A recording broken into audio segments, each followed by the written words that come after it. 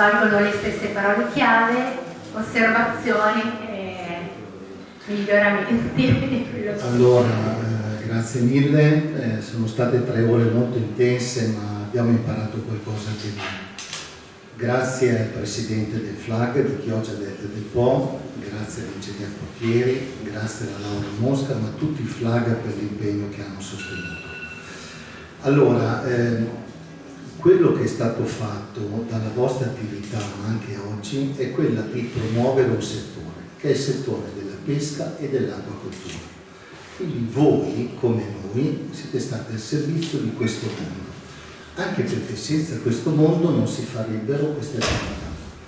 È un settore estremamente delicato che va sostenuto e che va accompagnato. Sentivo i problemi che ha riscontrato chi mi ha preceduto per quanto riguarda la formazione.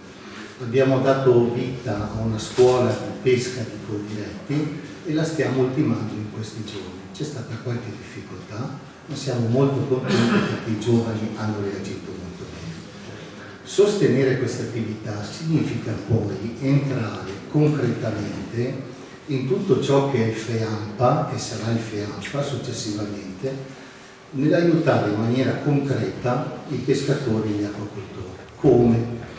Ad esempio gli acquacoltori vanno sostenuti perché se è vero che ogni 3 tonnellate di illustri prodotti si assorbe 1 tonnellata di CO2, magari dando la possibilità a questi illustricoltori di sperare di avere aliquote di contributo maggiori e di avere più risultati. E magari anche abbassare i loro canoni demaniali, perché non stanno facendo un'attività di spiaggia, ma stanno contribuendo alla bonifica dell'ambiente grazie alla loro attività. Per quanto concerne la pesca, stessa cosa, i pescatori di cosa hanno bisogno?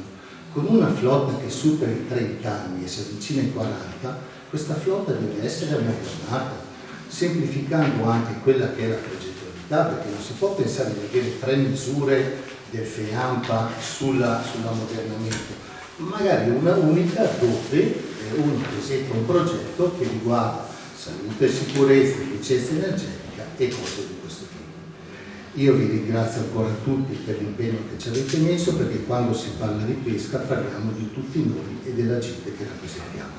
Grazie.